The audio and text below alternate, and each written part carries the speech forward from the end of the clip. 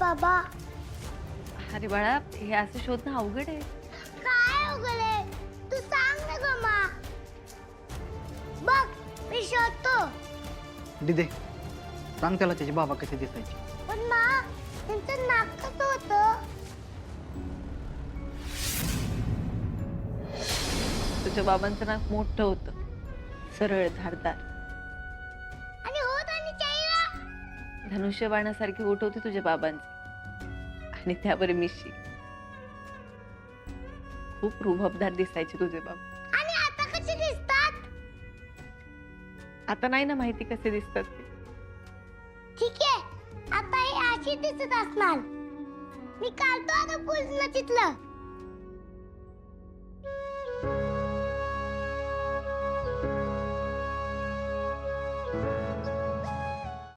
अगं मनगटाच्या जोरावर नियतीला वळवता आलं पाहिजे आपल्याला. बापू, इथे प्रश्न एकटीचा नाहीये, दोघांचाही आहे ना. दिदे ऐक, माझा ऐक, अजून वेळ नाही गेली. आपण जाऊन बोलूया दाजींशी. दिप्या, हे बघ, वेळ तेव्हाच निघून गेली जेव्हा अर्जुनने माझ्याशी काही न बोलता डायरेक्ट डिवोर्स पेपर घरी पाठवले. त्यामुळे आता आपण नको बोलायला, काहीच नको करूया. त्याची इच्छा असती एकत्र राहण्याची, ते त्यांनी हे केलंच नसतं. आणि हे असं बळजबरी कोणासोबत राहणं हे चांगलं नाहीये. त्या नात्यालाच काही अर्थ नाही. फक्त अख्ख्या घराच्या भल्यासाठी मी बोललेलं एक खोटं माझं अख्खं आयुष्य बदलून टाकेल असं नव्हतं वाटलं हो मला. म्हणून म्हणते नको बोलू, आता नका भेटू. आणि मी समर्थ आहे अमोलला एकटीने सांभाळायला. आतापर्यंत करत आली आहे ना, मी इथून पुढे पण कर. आणि तुम्ही आताच की, तुम्ही नका काळजी करू.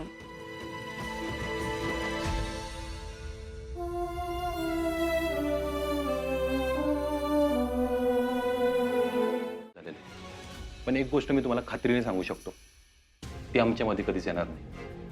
आणि राहिला प्रश्न मुलाचा, तर मी खोटं नाही बोलणार. माझा जीव आहे त्याच्यावर. मी खूप प्रेम करतो त्याच्यावर. हे 7 वर्षात मी त्याला भेटलो नाही, माझा जीव आहे त्याच्यावर, आणि हे सत्य कधीच नाही बदल. आणि आई, मीही अमोलवर प्रेम करीन. अगं तो खूप लहान आहे, आणि त्याची या सगळ्यात काय चूक आहे? मान्य आहे. पण अर्जुन, प्रेमाचं काय?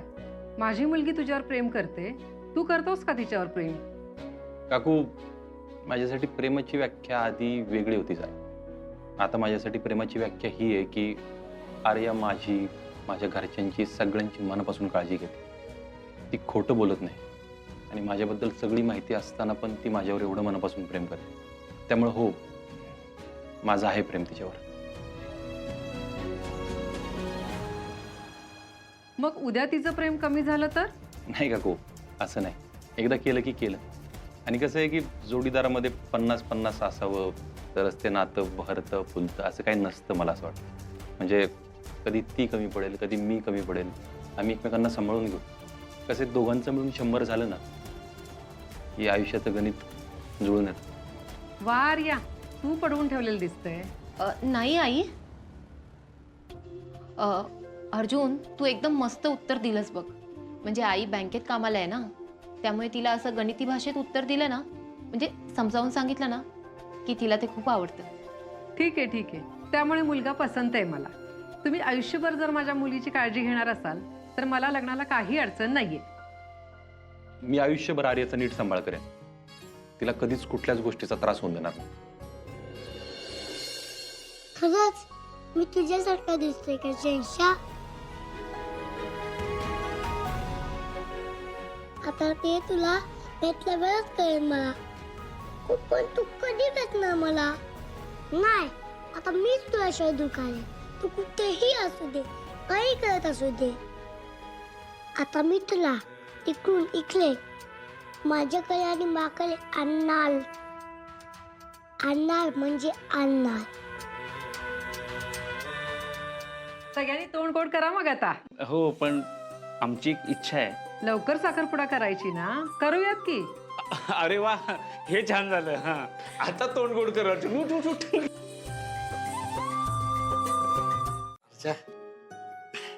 भेटलास का रे आर्याच्या आईला? काय म्हणली ती? हा, लग्नाला तयार आहे ना? कदम लयच बरं वाटतं. हा हा. आता तुझं लग्न म्हणल्यावर मला एकदम बरं वाटणारच की. एंगेजमेंट कदम.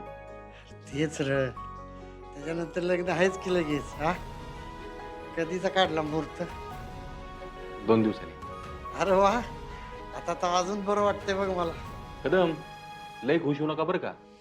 हे बघा 2 दिवसात तुम्ही बरे होऊन एंगेजमेंटला आला नाही तर मी कार्यक्रमाला उभा राहणार नाही, आत्ताच सांगतोय. अरे, तुझ्या लग्नाची बातमी ऐकल्यावर एकदम खुश आहे मी. अरे येणार म्हणजे येणारच, नाचणार आहे तुझ्या लग्नात. कदम लयच खुश दिसताय तुम्ही. हा, मी तर लय खुश आहे बघ. अर्जा, पण तू खुश आहेस ना?